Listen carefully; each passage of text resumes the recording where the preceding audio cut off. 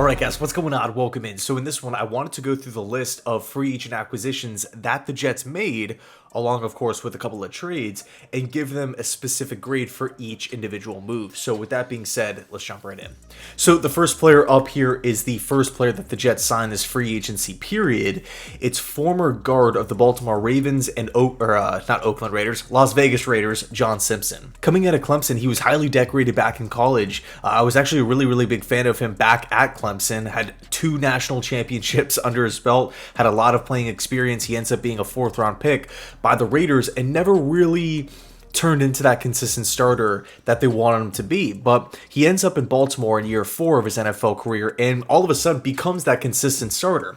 He plays every week. He's durable, looked really solid in the running game, and he's also a young player. He's only 26 years old, and the Jets signed him to a 2-year deal worth up to $18 million. For me, this is a low-risk, high-reward move. Right now, you can say, all right, well, hold on. You know, you talk to Baltimore Ravens fans, and pretty much across the board, they all say that Simpson was the weakest link, right? He was the worst the worst starting offensive lineman that the team had. And that could be true, but I'll push back and say, what's the alternative to roll Laken Tomlinson out there, who's older, who's giving you, really below average guard play for over $18 million? Like that was just unacceptable. So definitely a swing and miss from Joe Douglas in that department. You're looking at John Simpson though, at a younger age, coming off the best season of his career. And also, too, this is another underrated point that I feel like not a lot of people are talking about. The Jets will be more run-focused this season. I really feel like if we get the run blocking down, we will be in a lot better of a position in all facets, right? The pass game, the play action game, taking pressure off of certain players. If we can run block, which we couldn't do it last year, we couldn't pass protect either, but if we can just get that run blocking up to par, we are going to be a very dangerous offense, in my opinion, of course, assuming everybody stays healthy. But again, with Simpson, you're signing him to a 2-year contract, so if he does look really good this season, oh great, he's under contract for 2025 as well. We don't have to worry about it. But if he looks like Laken, we can just part ways, not a big deal. So in my opinion, I'm giving it a B-, right? The way I'm kind of looking at it is the Jets are signing a cheaper player, a younger player, somebody who still has a higher upside than the previous left guard Laken Tomlinson, and quite frankly I would say there's a good chance of him being better than Laken Tomlinson. So you're upgrading with the cheaper, younger player. To me, that's a win. Now, of course, John Simpson is unproven. Was it a 1-year wonder? Again, he was the weakest link for the Ravens offensive line a year ago. He's not a perfect player by any means. So for me, though, B-. Okay, next up, quarterback position here. Tyrod Taylor, 2-year contract worth $12 million, $4 million signing bonus, $8.5 million guaranteed. For me, I'm giving it an A. Tyrod Taylor is the exact backup quarterback that I wanted the Jets to have a year ago. He's the exact backup quarterback that I wanted the Jets to have this season in 2024. Why? Because he's consistent. You know what you're getting with Tyrod Taylor. And that, when we're talking about the New York Jets, on multiple fronts here, we just don't have that luxury. Right? What are we going to get from the offensive line? We don't know. What are we going to get from Zach Wilson? We don't know. What are we going to get from Tim Boyle? How about Hackett's game planning? How about Saleh's leadership, right? All of these different question marks, how many more injuries are the Jets going to have? How many penalties are we going to have? It was just this crazy up and down roller coaster ride with so many different question marks. Tyrod Taylor is the opposite of a question mark. You know exactly who he is. He's a game manager.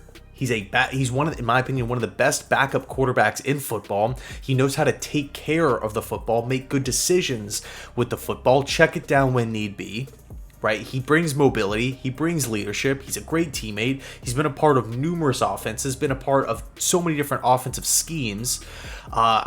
Whenever you can list off like 5 teams that you've been a part of, and in each destination, teammates loved you, peers loved you, fans loved you. There's something to be said for that.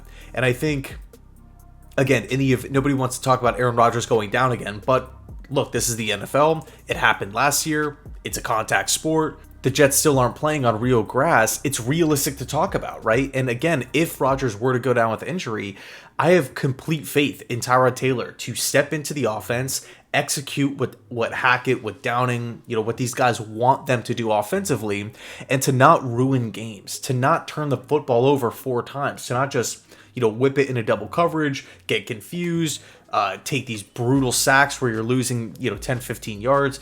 Is Tyrod Taylor again, a top 10 quarterback here? No, he's not. But for a backup, signing him to a 2-year contract, so whatever happens with Rodgers next year, we still have a veteran backup. So in the event that we have to draft somebody, or we have a young quarterback, on the roster this season to develop, Rodgers, out of the blue wants to retire next year, we're not screwed at looking at the depth chart and saying, okay, well, we only have one guy here, or we have nobody at the quarterback position. We got to figure this whole thing out again. No, Tyrod's going to be here for two seasons here. So for me, it's an A.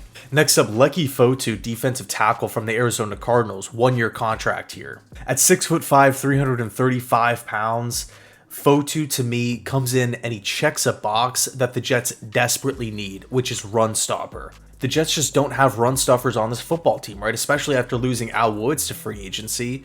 Fotu's a guy who is 25 years old. He's you go back to college, he's a 2-time first team all Pac-12 player for Utah. And granted, he didn't really work out in Arizona. There were some struggles there. There were some red flags. But in the end, you're looking ahead to the future, right? You're trying to project him into this Jets defensive line, understanding that he's going to have literally pass rushers at every which way. Will McDonald, Jermaine Johnson, Hassan Reddick, Quinton Williams, Javon Kinlaw. Solomon Thomas is a backup option. JFM is a backup option. Michael Clemens is a backup. Like, there is so much talent, so much depth on this defensive line, where Fotu, in my opinion, yes, there's some question marks there, but at the same time, the biggest thing that he excels at is the biggest thing that we need. So it's not like, all right, Fotu, we got to, ask for 7 sacks this year, and for you to stop the run, and for you to be the anchor in the middle. For me, when I'm looking at Fotu, again, granted, there are some questions there, but in my opinion, the Jets' biggest need, the biggest thing that they're going to ask from Fotu is to stuff the run, and that just so happens to be Fotu's best quality. And if you factor in the Jeff Ulbrich, the Robert Saleh resumes, right, of constantly getting the most out of defensive linemen, I mean, this is somebody with still a lot of potential. So for me, I'm giving it a B. Okay, next up, Mike Williams here, 1-year contract worth essentially $10 million. I'm going to go A. I'm going to go A. When you look at Mike Williams as a player and what wide receivers are going for in this market, I really don't know how the Jets managed to sign him to a contract like this, right? I think when you look at Mike Williams, you can say, all right, well, he's not elite. He has his question marks. He's coming off an ACL, all fair points, but it's a 1-year, $10 million deal for Mike Williams. So, in the event that he does well, which is, if he's healthy, he's the second best receiver on the team, which is huge. He's the team's best deep threat down the field. He's a playmaking machine. He's a 50-50 jump ball winner. He provides the Jets an instant red zone threat and a humongous upgrade over, Allen Lazard and Jason Brown-Lee. You're getting all of those traits for $10 million. And look, if he doesn't work out, if he does get hurt, if there's, a problem with, the ACL, coming back from the ACL, it's $10 million. We're not locked in 4-year deal. Oh, he's under contract through 2028 and he's guaranteed, it's 18 mil a season. It's not the case. If it doesn't work out, it is what it is. We'll move on. It's a 1-year deal. There's not a lot of money invested, but if he does work out, great. The Jets are getting humongous bang for their buck here.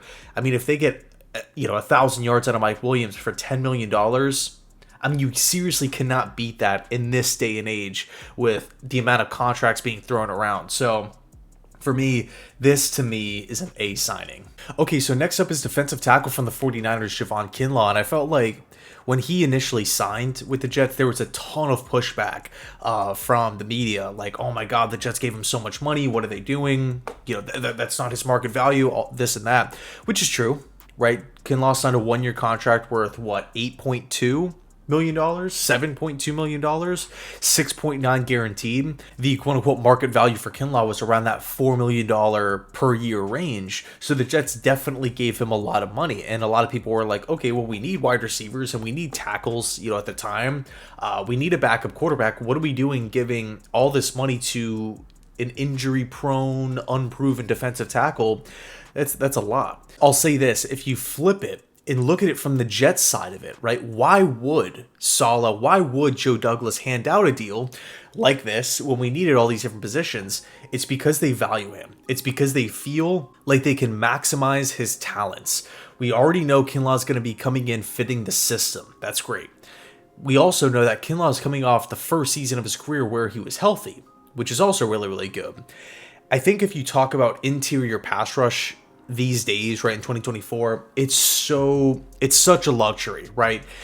If you can affect the quarterback from the interior, right, even if you're not getting your hands on him, even if you're not bringing him down with sacks and whatnot, quarterback hits, if you can still break through the line, if you can still, send a defensive tackle on a stunt and just show pressure in that QB's face, it's going to rattle him, right? Now, some are more affected than others, but let's be honest. If you're a right-handed quarterback and your left tackle is getting beat all day, but the quarterback is just getting the football out of his hands like boom, boom, boom. He's not even feeling any pressure. He's not seeing it. He doesn't think he's under duress. Yeah, he can go look at the iPad or whatever it is, the tablet on the sidelines and see, okay, maybe I should shift right a little bit more if my guy's getting beat, but that pressure, you don't feel, you're not hearing footsteps, you're not feeling these guys breathing down your neck. But when you have interior pass rush, the natural reaction is to fall back, right? Step back into the pocket, continue to go backwards. So I think you can never have enough interior pass rushers. And even though Kinlaw's numbers don't look great, even though Kinlaw's injuries don't look great, even though you can say, all right, well, the 49ers declined his, fifth year option and this and that, first round pick didn't work out. I'll say this too. I think maybe the 49ers would have brought him back if they didn't have so many big contracts elsewhere. This is a team that had to outright release Eric Armstead because he didn't want to take a pay cut. I mean, McCaffrey, Debo, Kittle, Fred Warner, Nick Bosa, all these contracts all over the place. You can't justify Kinlaw bringing him in on a huge deal like the Jets kind of gave him. So I think for me, when you look at Kinlaw, and you have to factor in the Ulbrich and Saleh connection here, them maximizing talents on the defensive line. I think Kinlaw is going to have a really, really solid season. A really solid season to replace Quentin Jefferson. I would not be surprised if we saw 6 sacks, 7 sacks. And that, for me, is really good, especially considering that we have pass rushers all over, sprinkled throughout the defensive line here. It's not like Kinlaw is going to be second on the team with 6 sacks or anything like that. It would be like, okay, he's probably going to be like 5th or 6th on the team with 6 sacks. That's freaking nuts. So for me, I'm gonna give Kinlaw a B. Okay, so next up, Tyron Smith here, 1-year contract worth up to $20 million. It's an incentive-based deal, so it doesn't look as scary, right, on the surface. I know that ratio, 1 year, 20 mil, is definitely a little freaky to look, to think about and look at. But at 33 years old, Tyron Smith is still playing really, really good football, right? As a pass protector, clear upgrade over what the Jets had a year ago in 2022 and 2021, right? Tyron Smith is still a humongous upgrade on this football team. Now, I would be lying if I said I didn't have concerns because he plays a really important position, right? Tyron Smith is entrusted to protect Aaron Rodgers' blindside. Rodgers at 40 will be 41 in December, coming off the Achilles. We need a wall there. We need to have security at that left tackle position. And I don't really question Tyron Smith's play.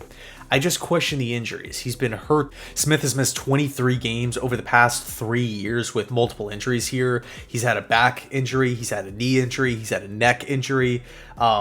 He's missed a lot of time. He dealt with a hamstring as well. He hasn't played a full season since 2015. That's 8-9 years ago here. So that's, the Jets are really entrusting a lot in Tyron Smith. Now, it didn't really seem as though the Jets were like, all right, Tyron Smith, we're going to do whatever it takes to go get him. It kind of just felt like Smith fell like in the Jets' lap, essentially, right? The Jets had some interest, clearly. They should have. They had a contract offer out on the table. There wasn't really much interest around the NFL in Tyron Smith. There was a little bit of interest in Dallas bringing him back, but in the end, he decided to sign with the Jets here. Is that concerning? I guess you can make an argument, right? That's debatable for sure, right? Every other team in the NFL didn't really have, an interest in bringing him in. And because he plays such an important position on the field, and he misses time every year, and it's not to say that he's going to miss time this season, but, I think there is something to trends in the NFL. You can say, all right, well, Tyrod Taylor gets hurt a lot, and you gave that deal that signing an A. I hope Tyrod Taylor doesn't see the field this year. And if he does, I'm hoping it's just for like a month, right? Like, 3 games, 2 games, 5 games, whatever it is. I'm not entrusting Tyrod Taylor to play every single snap in every single game. Tyron Smith is the goal here, every single snap in every single game. And as of right now, right, early April here, we don't have a solid backup left tackle option. Now we could go out and draft one for sure in round 1 or round 3, what have you. We can go out and sign Donovan Smith on a cheap 1-year deal or David Bakhtiari on a cheap 1-year deal. But at this point in time, we're putting a lot of stock in the Tyron Smith health camp. And quite frankly, you look at Tyron Smith's resume, you look at the Jets' resume of injuries, it's not been good, right? So because he plays such a highly important position, and we're going to be relying on him so much, and it's not like receiver where we can still go out and sign Tyler Boyd, we can go out and draft one, right? And all of a sudden the room is looking a lot better. We can go out and trade for one. With tackle, that's it, right? You got your left tackle, and that's it. So for me, I'm going to go C+ to a B-, somewhere in that range. Okay, so looking at trades, we're going to talk about Morgan Moses first here. I'm going to give this acquisition a B+. I think, again, much like Tyron Smith, you compare what Morgan Moses has done over the past 2 seasons in Baltimore to what the Jets have had over the past 2 seasons since he's left. It's been, Moses is a clear upgrade. He's a clear upgrade. So whenever you can upgrade at a position like right tackle, that's key, right? Especially if you're only, giving away a pick swap here. That is freaking huge. Morgan Moses knows what the Jets are about. He's a great leader. He's a great teammate. Great in the running game. Again, we're going to be focused on the running game this season. He's a player that has had a lot of winning throughout the course of his career. I'm giving this move a B+. But Morgan Moses is up there in age. It is just a 1-year contract, so it's not like we've, solidified the right tackle position for the next 3 seasons. He dealt with injury a year ago. So that's really my only hiccup on why I'm not giving him an A or this acquisition an A. But I think at the end of the day, the Jets are getting a really, really good football player here. Now, you can push back and say, well, this is something that should not have been done because Moses should have been a Jet 4 years now, right? Joe Douglas should have just gave him the extra $3 million that he wanted, that quite frankly he deserved, and he should have just been the team's starting right tackle in these past 2 seasons. He should not have been a Baltimore Raven. We should not have had to trade back for Morgan Moses 2 years later into his career, which is totally fair. That's spot on. It's just another questionable decision from JD here. But I think, again, looking ahead, we can't really change that. We can only change what we have now, and that's making the move back for Moses. So we're a better football team with Moses than without. So I'm happy, B+. And last but not least, Hassan Reddick. I'm giving this move an A+. How the Jets managed to get Hassan Reddick for a 2026 conditional 3rd-round pick is crazy. This is somebody who is one of the most consistent pass rushers in the National Football League today. He's had 4 straight seasons with double-digit sacks for multiple teams and multiple systems, right? Eagles, Panthers, Cardinals. Hassan Reddick, adding him to this Jets lineup is going to do so much. Now, of course, we lost Bryce Huff. There's the weird, totally strange storyline. Okay, they're replacing Bryce Huff with an older player Why didn't you just pay Bryce Huff initially? Then you factor in that Bryce Huff is replacing Hassan Reddick in Philly. Why would they go out and do that? They want to get younger at the position. Definitely weird for sure, but I think when you look at it like this, the Jets, for whatever reason, Joe Douglas didn't want Bryce Huff back. I guess at his price. To me, I would have re-signed Bryce Huff. It pisses me off that we just let him go.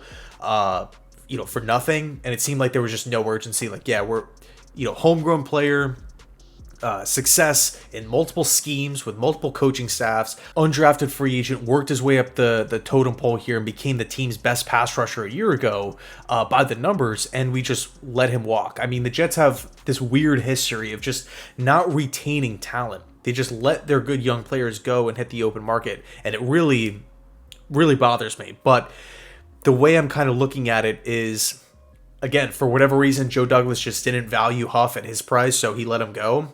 He was going to be going either way. So we could either be, at the first week of April with Hassan Reddick or without Hassan Reddick. Which would you rather be, right? Which camp would you rather be in? The Hassan Reddick camp, or the Jets still looking for a pass rusher? We're going to, overpay for Jadeveon Clowney, or, try to bring in a Shaq Barrett.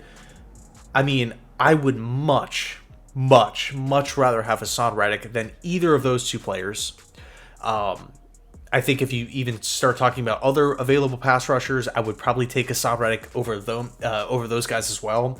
So for me, this is an A+. It's a 1-year deal. If he dominates and has success, I wouldn't be surprised if the Jets brought him back on a big money deal. But if not, okay, we still have two young pass rushers in Will McDonald and Jermaine Johnson on the outside, mixed in with the pass rushers from the inside. So, man, I'm looking at this deal as an A+ for me. We didn't have to mortgage the future. We didn't have to trade a first-round pick. We kept all of our picks in this year's class, which I think was huge. And we'll see how it plays out. But for me, I'm giving Hassan Reddick an A+. So let me know your thoughts down below in the comment section. Thanks so much for watching. I would love to hear your grades down below as well. Should be a really, really cool discussion. Anyway, thanks so much. And as always, go Jets.